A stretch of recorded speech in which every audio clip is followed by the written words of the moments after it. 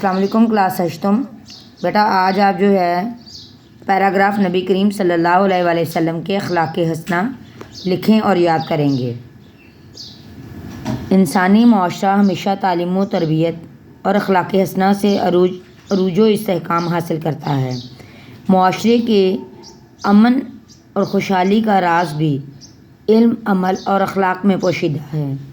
اخلاق حسنہ کی اہمیت کے پیش نظر اللہ رب العزت نے اپنے محبوب اور آخری رسول کو خلق عظیم کے اعلیٰ درجے پر فائز کیا۔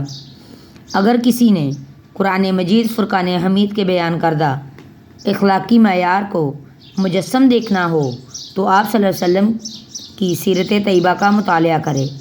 آپ صلی اللہ علیہ وسلم ہمیشہ لوگوں سے مسکرا کر یا خندہ پیشانی سے ملتے، بچوں کے ساتھ شفقت و محبت سے پیش آتے، انسانوں اور حیوانوں سب پر رحم کرتے، خود کو ایذا یعنی تکلیف پہنچانے والوں کو معاف کر دیتے، جیسے آپ صلی اللہ علیہ وسلم نے سفر طائف میں پتھر پھینکنے والوں اور مکہ میں اپنے آپ کو اور آپ کے خاندان کو تکلیف پہنچانے والوں، حتیٰ کہ اپنے محبوب چچا حضرت حمزہ رضی اللہ عنہ کو شہید کرنے والوں کو بھی آپ نے معاف کر دیا، ان سے درگزر فرمایا۔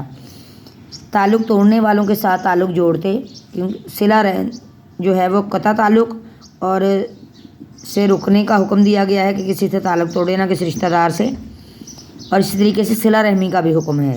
تو یہ دونوں باتیں یا خوبیاں آپ کے جو ہے شخصیت میں، آپ کے کردار میں بدرجہ اتم پائی جاتی تھی۔ یتیموں اور بیواؤں کی مدد اور دکھیوں کی دل جوئی کرتے تھے۔ آپ صلی اللہ علیہ وسلم کے غصے پر آپ صلی اللہ علیہ وسلم کا حلم یعنی نرمی یا عفو و درگزر ہمیشہ غالب رہتی تھی یا حلم غالب رہتا تھا۔ سخت بات پر غصہ کرنے کی بجائے اور زیادہ نرمی فرماتے، جو محروم رکھتا اسے عنایت کرتے، جو ظلم کرتا اس کی خطا کو درگزر فرماتے۔ یہی نہیں بلکہ ان کے حق میں دعائے خیر فرماتے، جیسے آپ صلی اللہ علیہ وسلم نے پتھر پھینکنے والے طائف کے آوارہ لڑکوں کے لیے جو ہے دعا فرمائی تھی۔ الغرض آپ صلی اللہ علیہ وسلم کی ذات، آپ صلی اللہ علیہ وسلم کا کردار، آپ صلی اللہ علیہ وسلم کی عادات سب قرآن کریم کے احکامات، نیکی کے حکم اور منکرات سے پرہیز کا عملی نمونہ ہیں۔ اسی لیے اللہ تعالیٰ نے آپ صلی اللہ علیہ وسلم کے اسوہ حسنہ کی پیروی کا ہر مومن کو حکم دیا ہے۔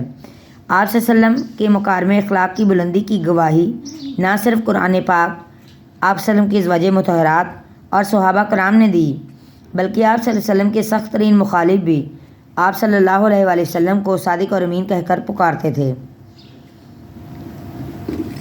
اس لیے ہمیں چاہیے کہ ہم آپ صلی اللہ علیہ وسلم کے اسوہ حسنہ کی پیروی کرتے ہوئے اپنے اخلاق کو سنواریں، کیونکہ دنیا میں اس سے عزت ملے گی اور آخرت میں بھی میزان میں سب سے زیادہ وزنی چیز اعلیٰ اخلاق ہوگا۔ اسے بیٹا لکھیں اور یاد کریں۔ اللہ حافظ۔